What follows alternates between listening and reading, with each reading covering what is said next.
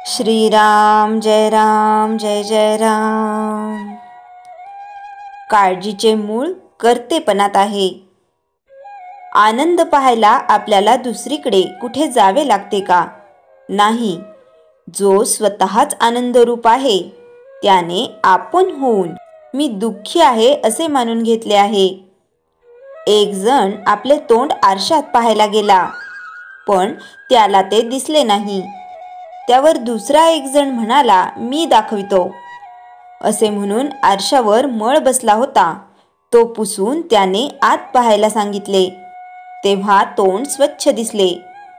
त्याचप्रमाणे साधू लोक करीत असतात। ते आपल्याला सांगत असतात की तूच ब्रह्मरूप आहेस, म्हणजे तू स्वतः सिद्ध आणि आनंद रूप आहेस। परंतु आपण काय करतो की हा प्रपंच माझा आहे असे समजतो आणि त्यामुळे त्यातले सर्व सुखदुःख आपण आपल्यावर लादून घेतो। ज्याने तो उत्पन्न केला त्याला तो रक्षण करण्याची शक्ती असते आणि तो ते आपल्या इच्छेप्रमाणे करीतही असतो। पण तिथे आपल्यावर कर्तेपणा ओढून घेऊन आपण सर्व काळजी करीत बसतो। वास्तविक आपल्या हाती काय आहे? परमात्म्याला काय करायचे ते तो करीत असतो। आपण मात्र काळजी करून क्षीण करून घेत असतो। म्हणूनच काळजी सोडून देऊन आपण भगवंताला शरण होऊन राहावे। आपण त्याचे होऊन राहिले म्हणजे आपल्याला सुखदुःख होत नाही आणि मग आपल्याला त्या आनंदाचा लाभ मिळतो। काळजी ही मोठी विलक्षण असते। एका माणसाला आपल्या मुलाला चांगली नोकरी लागावी याची काळजी होती। पुढे त्याच्या मनाप्रमाणे नोकरी लागल्यावर त्या मुलाच्या लग्नाची काळजी सुरू झाली। काही दिवसांनी लग्न झाले, मग पुढे सून चांगली वागत नाही म्हणून काळजी लागली। नंतर तिला मूल होईना म्हणून काळजी लागली। काही दिवसांनी तिला मूल झाले, त्या मुलाला फीट येऊ लागली म्हणून त्याला काळजी लागली। शेवटी आणखी काही दिवसांनी मुलाची फीट बरी झाली, पण त्या म्हाताऱ्यालाच फीट्स येऊ लागल्या आणि अखेर काळजी करीत करीतच तो मरून गेला। काळजी ही आपल्याला भगवंतापासून खरेच काळाच्या स्वाधीन करते। आपण काळाच्या स्वाधीन झालो की आपली बुद्धी भ्रष्ट होते। खरे म्हणजे काळजीचे मूळ माझेपणात आणि कर्तेपणात आहे आणि खुद्द कर्तेपणाचे मूळ भगवंताच्या विस्मरणात आहे। व्यवहारी माणसे मोठी हुशार असतात, भगवंताला साक्षी ठेवून काळजी करतात। हा तर त्याच्याही पेक्षा मोठा गुन्हा आहे। काळजी लागणे स्वाभाविक आहे, ही कल्पनाच आधी आपण मनातून काढून टाकली पाहिजे। आपली काळजी का सुटत नाही या प्रश्नाचे उत्तर अगदी सोपे आहे। काळजीने आपल्याला धरण्याऐवजी आपणच काळजीला घट्ट धरून ठेवतो, मग ती सुटणार कशी? ज्याने भगवंत आपलासा करून घेतला त्याला काळजीचे कारण उरत नाही। श्रीराम जय राम जय जय राम। चैतन्यवाणी, संकट आले तर काळजी करू नये। भगवंत करतो ते आपल्या हिताचे करतो, ही दृष्टी ठेवावी। श्रीराम जय राम जय जय राम। रामकृष्ण हरी। ज्ञानेश्वरी भावार्थ प्रवचन अध्याय 3 कर्मयोग। मागील अध्यायात आपण पाहिलं सांख्ययोग म्हणजे ज्ञान आणि समत्व।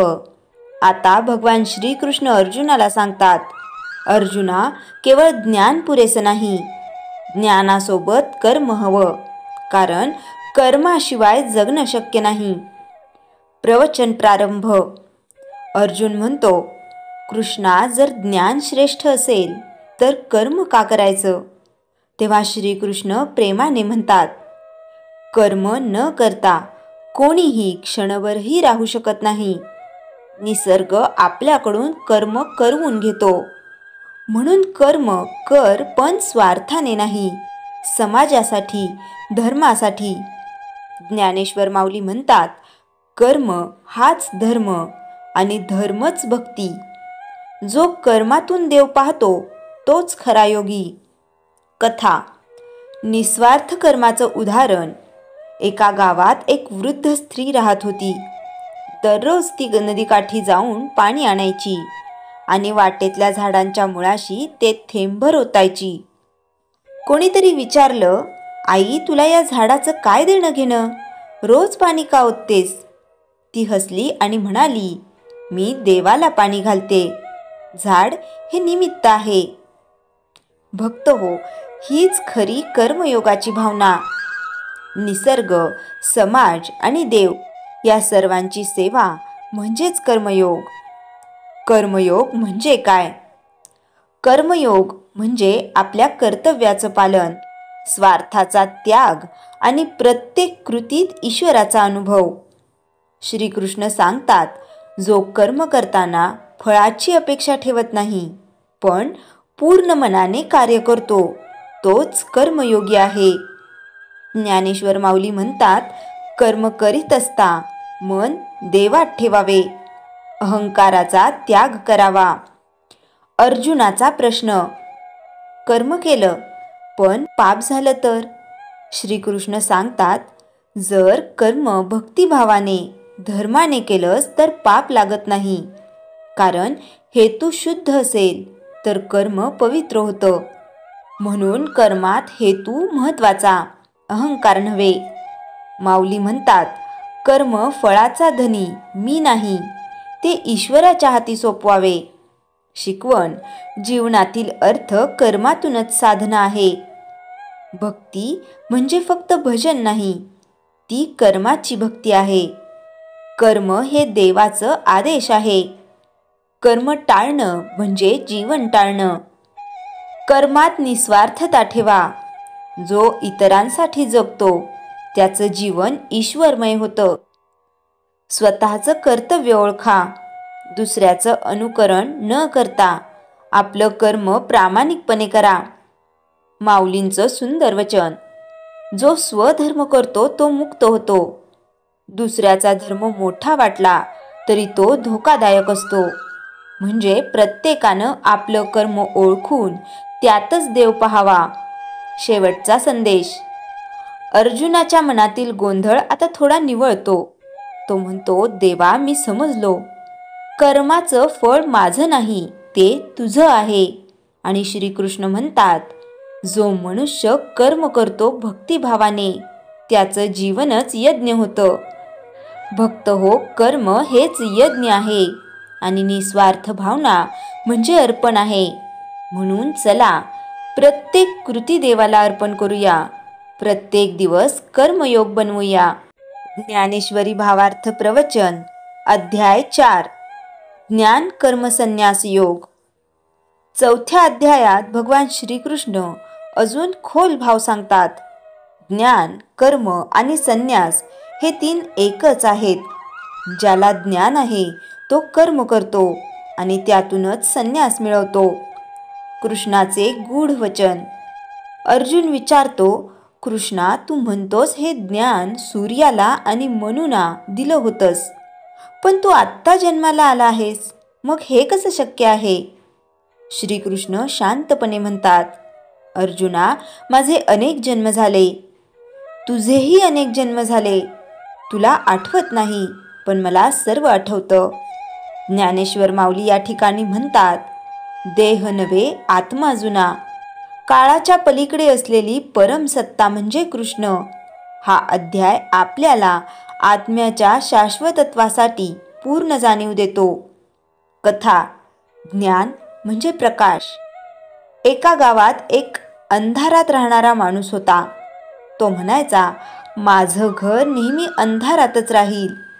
एक संत गावात आले आणि म्हणाले, तू अंधार काढून पाहतोस, काढू नकोस, फक्त एक दिवा लाव. दिवा लावल्या क्षणी अंधार आपोआप पळून गेला.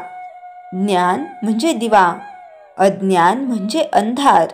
आणि ज्ञानी मनुष्य कर्म करतो पण अंधारात नाही, प्रकाशात.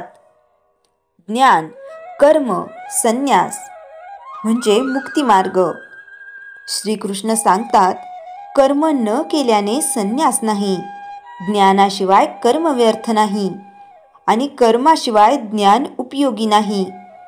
याचा अर्थ कर्म करताना मन शुद्ध ठेवा, अहंकार सोडा आणि ज्ञानाच्या प्रकाशात जगत राहा. संन्यास म्हणजे जंगलात जाणं नव्हे. संन्यास म्हणजे मनातून मी काढून टाकणं. ज्ञानेश्वर माऊलींचा सुंदर भावार्थ. माऊली म्हणतात, जे जाणतात त्याचं कर्मही जळून जातं. ज्ञानाचा प्रकाश जरी मनात आला तरी अज्ञानाचे पाप नष्ट होतात. अर्थ, ज्ञान कर्माला पवित्र करतं, कर्म संन्यासाला नेऊन पोहोचवतं आणि संन्यास मनाला मुक्त करतो. यज्ञभाव. कर्माला पवित्र बनवणारा मंत्र श्रीकृष्ण येथे यज्ञ या शब्दाचा सुंदर अर्थ सांगतात. तू जे काही कर, जे खाशील, जे दान देशील ते सर्व मला अर्पण कर. यज्ञ म्हणजे निस्वार्थ कर्म, ईश्वराच्या नावाने केलेली सेवा, मनातलं अहंकार मुक्त अर्पण. ज्ञानेश्वर माऊली म्हणतात, कर्माला अर्पणभाव आला की ते यज्ञ होतं. कथा अर्पणाची शक्ती. एक साधा भिक्षुक रोज मंदिरात एक तुळशीचं पान व्हायचा. लोक हसायचे, यातून काय होणार? पण भिक्षुक म्हणे, हे माझं अर्पण आहे. एका दिवशी मंदिरात मोठं संकट आलं आणि देवाला पूजा थांबली. पण त्या भिक्षुकाचं पान मात्र देवाच्या पायाजवळ रोज जात होतं. देव प्रकट झाले आणि म्हणाले, मोठ्या अर्पणांनी नव्हे, या एक तुळशीच्या निर्मळ भावाने मला बांधून ठेवलं आहे. हेच यज्ञ, हेच कर्म, हेच ज्ञान. जीवनातील शिकवण. ज्ञानाशिवाय कर्म अपूर्ण आहे, अंधारात चालण्यासारखं आहे. कर्माशिवाय ज्ञान निष्फळ आहे. ज्ञान पुस्तकातच राहील, जीवनात उतरणार नाही. निस्वार्थ भाव. संन्यास. घरात राहूनही संन्यास होता येतं. अर्पण भाव. यज्ञ. छोट्या कामातही देवाची अनुभूती येते. शेवटचा संदेश. अर्जुन म्हणतो, कृष्णा, मला समजलं, ज्ञानातून मन शांत होतं, कर्मातून जीवन पवित्र होतं आणि संन्यासातून आत्मा मुक्त होतो.